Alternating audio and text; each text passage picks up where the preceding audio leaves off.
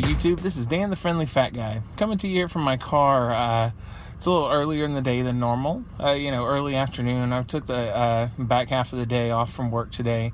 I'm very grateful to have a job where I have PTO, paid time off, built up to where if I do need to take the afternoon off, if it's a situation where I'm stressed or whatnot and I really need to get out of there, I can.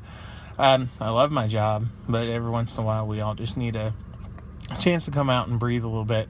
So I am down here on the waterfront at the river in my little town, just kind of watching the water go by, and it's helping a little bit. But when I started my channel, I had the intention and the goal of being very real, open, sincere, and honest with everybody about the things that happen with people and that happen with me, in an effort to be able to not only make my life better, serve as a little self-therapy for me, but to hopefully help people understand each other and help people understand themselves, and maybe, just maybe, get to the point as a society where we can start having those important conversations where we start to see things from people's views that are different from our own. So for me, I've been sitting here for an hour or more now watching the water go by, trying to decide whether I'm going to make a video or not. And I finally decided, this is part of the experience, so it's important for me to show. I've had a rough morning. Not anything I'm going to get into, because truthfully, we all have different things that kind of set us off. And normally I have a pretty long fuse. I'm normally pretty patient and understanding. But man, I just don't feel like it today. I feel angry and upset and frustrated. And, if I were someone else, I might have even, lashed out at people already. But because of how I was brought up and because of what I was told as a kid, I was always told never to get angry, that if you got upset and got violent with somebody, you could really hurt somebody. Keeping in mind that by the end of kindergarten, I looked my kindergarten teacher in the eye when all the other kids were still 3 foot nothing. So there is a little validity to that.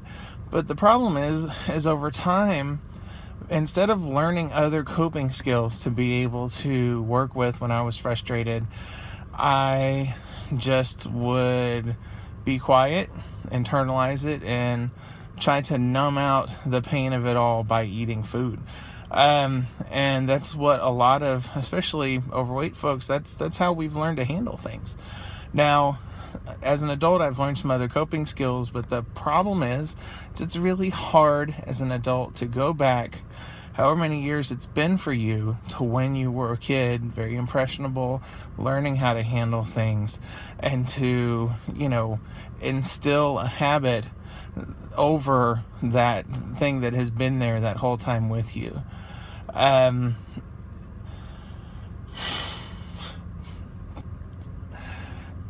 Today, after I left work, I called my fiance. She was at work. I talked to her for a few minutes. She was on her lunch break. Very grateful for that, because that probably made a bad situation a little better, and I'm very, very grateful for that. We have a good relationship. She understands me and how I'm wired. I still don't know how that happened. I lucked out on that one. But, so I was able to talk to her for a little while, but I went and I got food. I was like, I don't know what to do. I've tried some of the coping skills that I try to use, and nothing's working. And so this negative coping skill, something that I know that I don't need to do. And one thing I want to point out is that food is everywhere, like everywhere. You have to eat, as opposed to somebody who drinks or does drugs, things like that. Those aren't things you have to do. You have to eat to get by. So it makes it difficult on the mindless eating, emotional eating side. But what I did today is it didn't even really check in with me. Went to 2 different places. I got like 3 burritos from Taco Bell. I went and got some curly fries and a big old soda from Arby's across the street. Soda's like crack for me. If you guys don't know that, it's very, very difficult for me to stay away from. And over the last month or so, I've actually been doing a really good job, but I went and got the biggest one they could give me.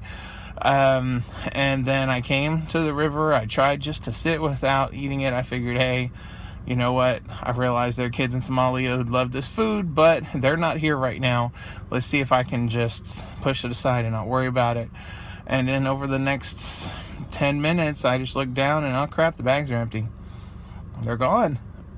Mindless, not thinking about it, in emotional pain, and reaching out to make it numb, to make it go away.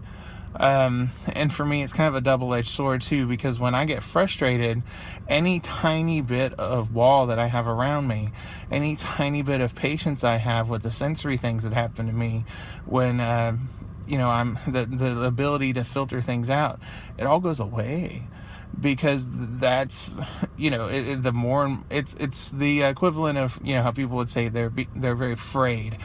They feel like they're just completely frayed around every single edge. That's what it's like, And so in order to feel numb to that, you have to not just eat, but overeat. When your stomach stretches out, that little bit of pain that you feel serves to numb out the rest of the pain that you're feeling.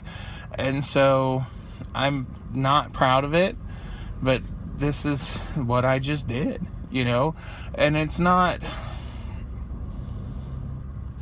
that it's the end of the world, because 5 minutes from now I can still make a better decision next time. But it sucks, man. It absolutely sucks.